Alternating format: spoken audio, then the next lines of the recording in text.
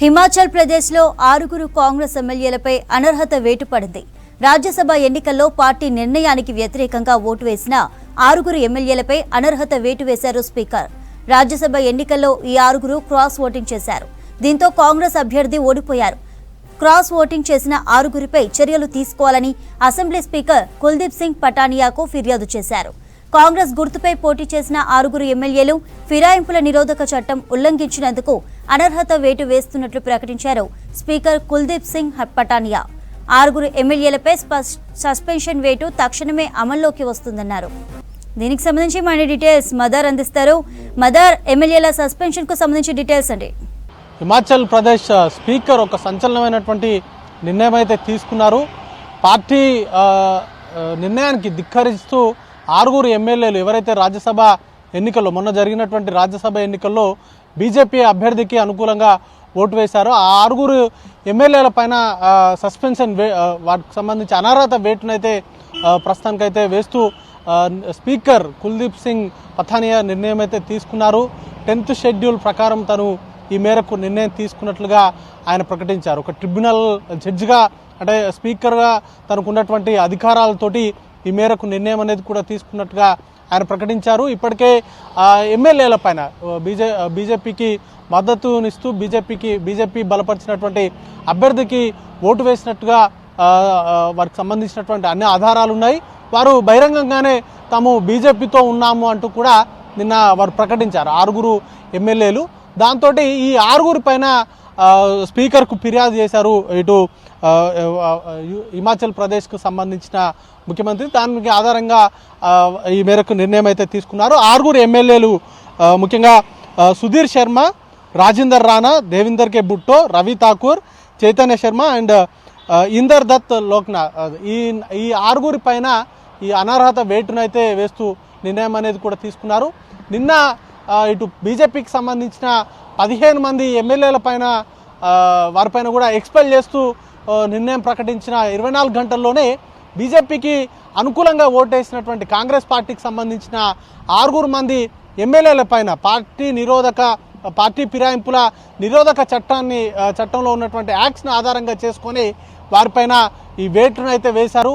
దీంతో ఒక స్ట్రాంగ్ మెసేజ్ని అయితే ఇవ్వాలని కూడా కాంగ్రెస్ పార్టీ భావిస్తూ ఉంది. పార్టీకి సంబంధించి ప్రజలు ఇచ్చినటువంటి మ్యాండేట్కి తగ్గట్టుగా పాలన అనేది కూడా ఉంటుంది. ప్రభుత్వం నడుస్తుంది. ప్రభుత్వాన్ని నిలబెట్టుకునేందుకు అవసరమైనటువంటి అన్ని చర్యల్ని కూడా తీసుకుంటామంటూ కూడా గతంలోనే నిన్న ప్రకటించారు సీఎం సుఖ్వీందర్ సింగ్ సుకు. దానికి అనుగుణంగానే వేగంగా అడుగులు అయితే పడుతున్నాయి. నిన్న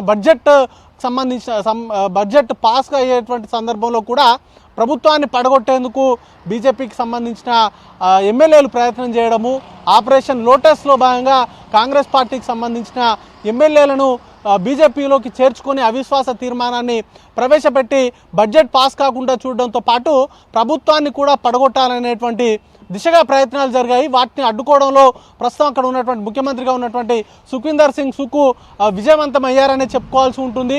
తన వ్యూహాలకైతే నిన్న బీజేపీకి సంబంధించి సంఖ్యాబలం లేకుండా ఒక 15 మంది ఎమ్మెల్యేలకు సంబంధించి బీజేపీకి సంబంధించిన ఎమ్మెల్యేలను ఎక్స్పెల్ చేస్తూ నిర్ణయం తీసుకోవడం కావచ్చు. అలాగే చాలా వేగంగా స్పందించారు కాంగ్రెస్ పార్టీకి సంబంధించిన 6 ఎమ్మెల్యేలు ఎవరైతే బీజేపీకి అనుకూలంగా ఓటు వేశారో వారిపైన ఫిర్యాదు చేసిన కొద్ది గంటల్లోనే దానిపైన స్పీకర్ కూడా నిర్ణయం అనేది కూడా వెలువరించారు. వాటికి సంబంధించిన ఆధారాలు ఉన్నాయి. ఖచ్చితంగా పార్టీ నిర్ణయాన్ని ధిక్కరిస్తూ వారు ఓటింగ్ అనేది కూడా పాల్పడ్డారు, క్రాస్ ఓటింగ్కు పాల్పడ్డారు అనేటువంటి ఆధారాలు ఉండడంతో వారిపైన చర్యలు అయితే తీసుకున్నారు. ఇప్పుడు వారు కూడా అనర్హత వేటుకైతే గురయ్యారు. దీంతో ప్రభుత్వాన్ని పడగొట్టాలనేటువంటి కుట్ర అయితే భగ్నమైనట్టుగానే మనం భావించాల్సి ఉంటుంది. చంద్రిక पार्लियामेंट्री अफेयर मिनिस्टर भी हैं के माध्यम से हमारे सेक्रेटेरिएट को मिली और मुझे नॉट एज ए अध्यक्ष but as a chairman of the tribunal, क्योंकि सुप्रीम कोर्ट का जजमेंट है कि when speaker acts under the 10th schedule, then he doesn't enjoy the powers and privileges of speaker, but his position is as a tribunal. This is a tribunal, and here I am in the shape of a tribunal judge or whatever you want to say. And here is the registrar, my secretary. So this pronouncement is in reference to those observations made by the Honorable Supreme Court and the various high courts in the various judgments. She concluded the arguments at 6 o'clock. It started at 4 o'clock, and one advocate took 1 hour and 10 minutes, the other took nearly 1 hour. Exhaustively they were heard. The record was perused. There was, because Mr. Jain was time and again referring to he should be given more time.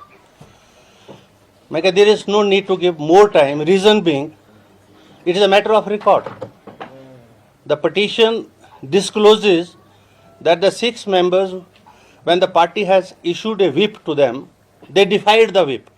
And whether it attracts the provisions of the anti-defection law or not, this point I have to see. And it is a matter of record.